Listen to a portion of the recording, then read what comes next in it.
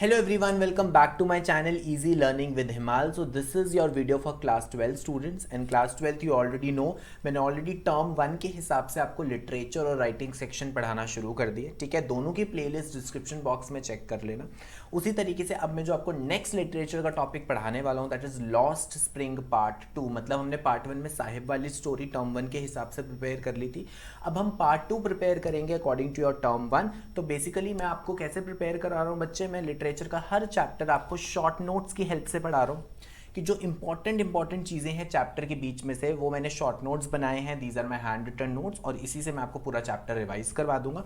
और फिर हमने कुछ इंपॉर्टेंट एमसीक्यूज प्रैक्टिस करेंगे क्योंकि आप सबको पता है बच्चे टर्म 1 में एमसीक्यूज आने वाले हैं। ठीक है, और अगर आपको लाइन बाय लाइन एक्सप्लेनेशन देखनी है या टर्म 1 के पुराने चैप्टर्स देखने हैं तो डिस्क्रिप्शन बॉक्स में आपको लिंक मिल जाएगा प्लेलिस्ट का, वहाँ से देख सकते हो।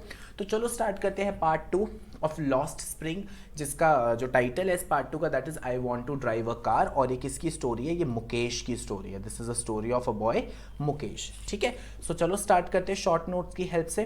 तो पहली चीज मुकेश के बारे में हम जानते हैं कि मुकेश का सपना क्या था, मुकेश क्या करना चाहता था। Mukesh wants to be a motor mechanic. तो सारी इंपॉर्टेंट चीजें मैं आपको हाईलाइट करवाने वाला हूँ कि मुकेश का सपना था कि वो मोटर मैकेनिक बनना चाहता था। और कैसे मोटर मैकेनिक बनना चाहता था? By going to a garage. ठीक है, कि गराज में जाके वो सीखना चाहता था कार के बारे में, सारे पार्ट्स के बारे में, कार को कैसे ठीक करते हैं, और वो एक मैकेनिक बनना चाहता था। He belongs to a family of bangle makers. तो वो किस फैमिली को बिलोंग करता था? बैंगल मेकर्स की फैमिली। और बैंगल मेकिंग जो है वो मेन इंडस्ट्री आपकी जो बैंगल मेकिंग की है, जो मेन ऑक्यूपेशन है वो कहाँ पे है? फिरोजाबाद में। तो याद रखना मुकेश कहाँ पे रहता था?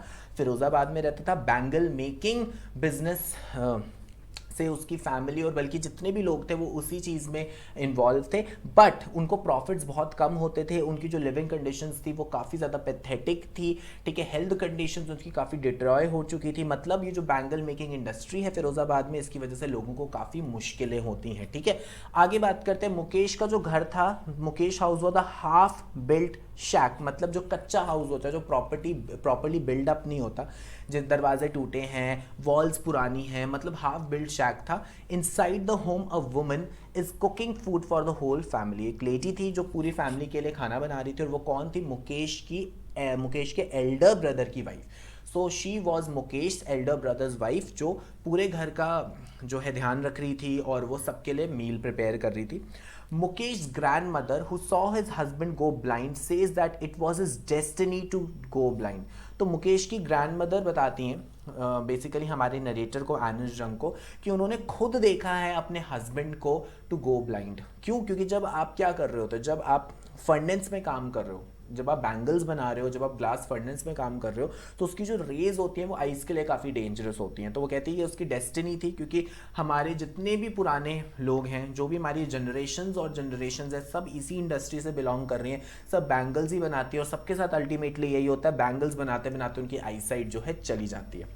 आगे देखो, most of the kids in Firozabad go blind even before they are adult. So Firozabad में याद रखना चाइल्ड लेबर होता है, रिमेंबर दिस थिंग। फिरोजाबाद में चाइल्ड लेबर होता है कि काफ़ी ऐसे छोटे छोटे बच्चे वो बचपन से ही बैंगल मेकिंग में है, और जब तक वो अडल्ट भी नहीं हुए होते बच्चे, so what happens? They lose their I site.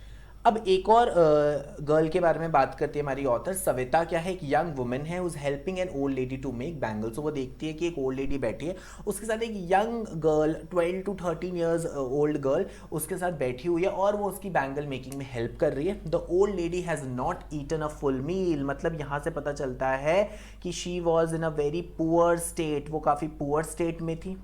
ठीक है, अंडर नरिश थी, और उनको देख के ऐसा लग रहा था इतनी मेहनत करने के बावजूद भी उनको प्रॉफिट्स नहीं हो रहे हैं। और क्या हो रहा है? What is happening? कि उनको ऐसा लग रहा है पूरे दिन में एक टाइम का भी मील उनको नहीं मिल रहा।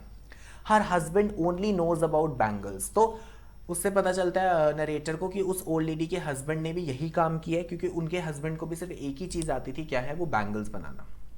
आगे बात करते हैं, ये काफी इंपॉर्टेंट है। The narrator asks them if they ever think of getting organised, कि क्या आप एक सेल्फ हेल्प ग्रुप में ऑर्गेनाइज हो सकते हो, क्या आप अपनी खुद एक ऑर्गेनाइजेशन बना सकते हो, खुद अपनी मर्जी से आप क्या सेलर्स को कांटेक्ट कर सकते हो। बट क्या है, इन लोगों को काफ़ी एक्सप्लॉइट किया जाता है। जितने भी बैंगल मेकर्स हैं, ये जो मिडल मैन है, जो ट्रेड्स पर्सन है, जो पुलिस मैन है, इनका सारा प्रॉफिट खा जाते हैं। ठीक है, तो नरेटर पूछते हैं कि आपको ऐसा नहीं लगता आपको खुद इंडिपेंडेंट होके अपने खुद बिजनेस स्टार्ट करना चाहिए, डायरेक्टली मार्केट में जाके ये चीज़ें सेल करनी चाहिए, आप मिडल मैन के बीच में क्यों फंसे हो? बिकॉज वहाँ पे इतनी बड़ी मोनोपोली है।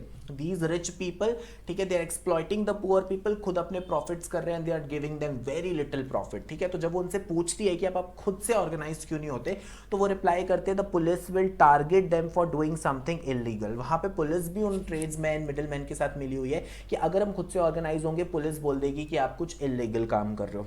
अब नरेटर बहुत इंपॉर्टेंट चीज फिगर आउट करती है कि फिरोजाबाद में दो ऑपोजिट वर्ल्ड्स हैं, मतलब एक एक्सट्रीम रिच, एक एक्सट्रीम पुअर, मतलब एक टोटली दो ऑपोजिट वर्ल्ड्स हैं। पहला वर्ड क्या है? रैग पिकर्स, ये तो सीमापुरी वाली बात आ गई, और बैंगल मेकर्स ये फिरोजाबाद आ गई। ठीक है, मतलब ये वाला पॉइंट आप दोनों पार्ट्स में कॉमन समझ सकते हो। और दूसरा पार्ट क्या है? जो डोमिनेंट पीपल है, रिच पीपल है, क्रूअल पीपल है, कि जो डोमिनेंट है, क्रूअल लोग हैं, वो इनको एक्सप्लॉइट कर करके रिच होते जा रहे हैं, और जो रैग पिकर्स हैं, बैंगल मेकर्स हैं, इनकी जो कंडीशन है वो दिन पर दिन क्या हो रही है? बिगड़ती जा रही है। आगे क्या होता है?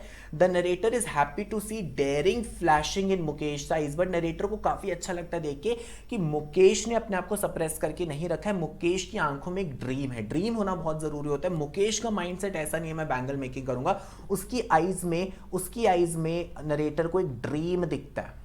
ठीक है, एक फायर दिखती है उसकी आइज में कि वो कुछ और करना चाहता है। और वो क्या करना चाहता है? वो एक मैकेनिक बनना चाहता है। He wants to be a motor mechanic. वो मोटर मैकेनिक बनना चाहता है। क्यों बनना चाहता है? क्योंकि जो कार्स वो देखता है फिरोजाबाद में चल रही हैं, मतलब सड़कों पे चलती हुई कार्स उसको काफ़ी फैसिनेट करती हैं, वो उसका पैशन है। तो जब वो कार्स को देखता है फिरोजाबाद में जो है अप एंड डाउन मूव करते वक्त, तो उसको एक पैशन अपने माइंड में आता है कि नहीं, मुझे मोटर मैकेनिक बनना है, मुझे ये काम नहीं करना है जो बैंगल मेकिंग वाला काम है। और ये बहुत अच्छी बात है, बिकॉज इस बैंगल मेकिंग के बिजनेस में उनको प्रॉफिट्स भी नहीं, उनकी हेल्थ भी खराब हो रही है, तो why not do something different. तो काफ़ी अच्छा लगता है नरेटर को कि at least Mukesh has a sense of dream और vision in his eyes.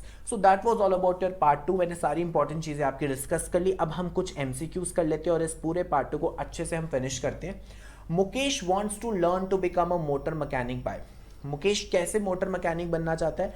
Bye finding a tutor, by going to garage to learn, by reading books, by joining a school. Very very simple है। Motor mechanic बनना है तो मुकेश का क्या सपना है कि वो एक गैराज में जाके काम करे, so that he learn new techniques और ऑल द प्रोसेस, कैसे कार को रिपेयर किया जाता है। सो इसका आंसर है B, going to garage to learn. Next question करते हैं। Sunny gold, paddy green, royal blue, pink, purple, every colour born out of the 7 colours. ये वाला सेंटेंस आपको कहाँ पे मिलेगा? बुक में मिलेगा।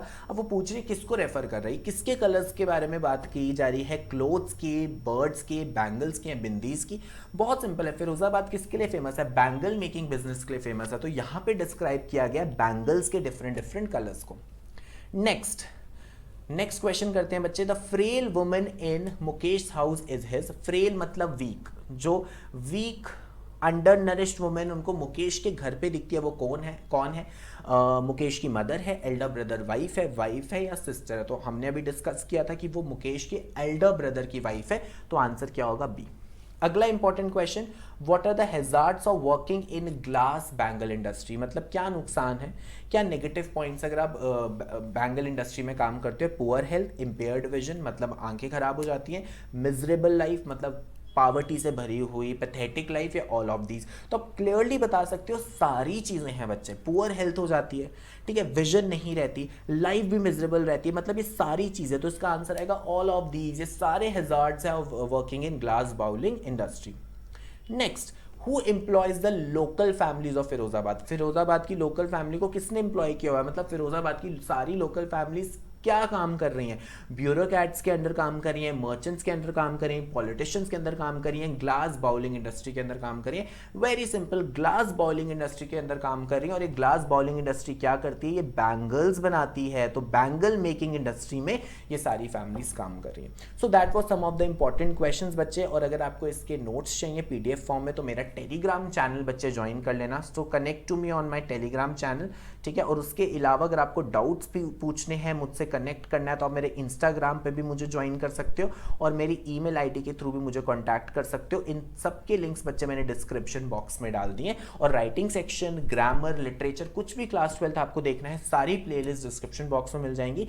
So thank you guys. और अगर आपको ये वीडियो पसंद आ गई तो जल्दी से लाइक कर दो, अपने सारे दोस्तों के साथ शेयर कर दो। और अगर अभी तक आपने मेरा चैनल सब्सक्राइब नहीं किया है तो please subscribe my channel easy learning with Himal and press the bell icon too. और इसी तरीके से बच्चे मैं आपको टर्म 1 पूरा प्रिपेयर करवा दूंगा। ऑलमोस्ट हमारा काफ़ी सिलेबस हो गया, थोड़ी सी वीडियोस बचे, उसके साथ हम टर्म 1 पूरा कंप्लीट कर देंगे। Thank you guys, have a very nice day.